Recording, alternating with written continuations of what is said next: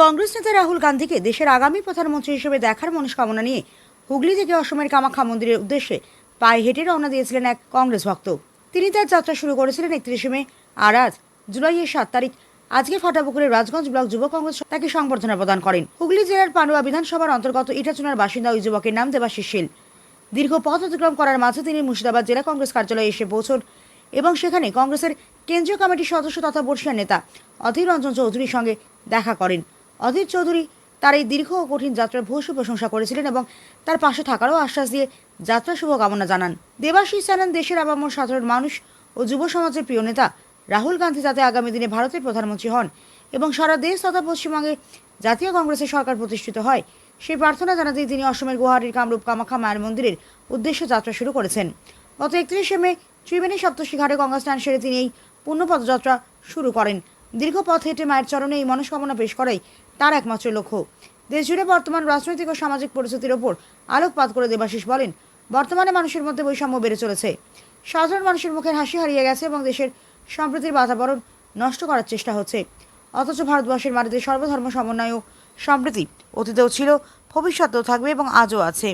তার দৃঢ় বিশ্বাস, রাহুল গান্ধী দেশের প্রধানমন্ত্রী হলে ভারতবর্ষের প্রকৃত শান্তি ও সম্প্রীতি বজায় থাকবে, মানুষের মুখে হাসি ফুটবে এবং দেশ এক সুন্দর ও উন্নত ভবিষ্যতের দিকে এগিয়ে যাবে। দেশের সমস্ত সম্পদকে সঠিকভাবে রক্ষা করে দেশকে এগিয়ে নিয়ে যাওয়ার জন্য রাহুল গান্ধী একমাত্র যোগ্য নেতা বলে দাবি করেন হুগলির এই যুবক। নমস্কার, আমি দেবাশিস শীল। হুগলি জেলার ত্রিবেণী সপ্তর্ষি ঘাটে গঙ্গা চান করে পায়েটা আসাম গুয়াহাটি কামাখ্যা মন্দির যাচ্ছি। নীলাচল পাহাড়ে অবস্থিত 1000 কিলোমিটার রাস্তা।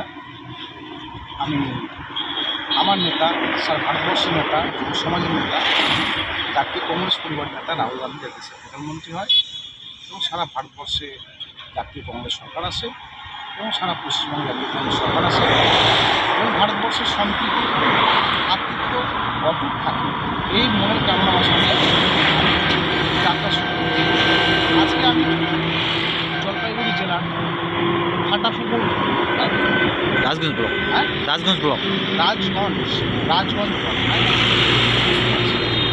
আমরা রাজগঞ্জ ব্লক কংগ্রেস কমিটির পক্ষ থেকে যুব কংগ্রেস এবং আইনজীবীর পক্ষ থেকে আমাদের দেবাশিস দা, উনি যে আমাদের সর্বভারতীয় নেতা রাহুল গান্ধীর যে বার্তা দিয়েছেন ভালোবাসার দোকান, সেই বার্তায় উনি মন থেকে মেনে নিয়ে, আমরা বলবো আমাদের এটা ব্যর্থতা, উনি সর্বরকমভাবে মন থেকে মেনে নিয়েছেন যে ঘর থেকে বেরিয়েছেন কামাখ্যা দেবীর মন্দিরে যাবেন এবং যে উদ্দেশ্য নিয়ে উনি বেরিয়েছেন রাহুল গান্ধীকে আমাদের ভারতবর্ষের প্রধানমন্ত্রী করতে হবে এবং সর্বস্তরে রাহুল গান্ধীর যে ভালোবাসার দোকানের বার্তা, ভালোবাসার বার্তা, সেটা ভারতবাসীর মনে পৌঁছে দিতে হবে এবং শান্তি সম্প্রীতি এবং যে শান্তি সম্প্রীতির বার্তা নিয়ে ভারতবর্ষের ভ্রাতৃত্ববোধকে আরও ছোটোভাবে গড়ে তোলার লক্ষ্য নিয়ে বেরিয়েছেন। আমরা আজকে অনেক আনন্দিত এবং কৃতজ্ঞ ওনার সঙ্গে দেখা করতে পেরে।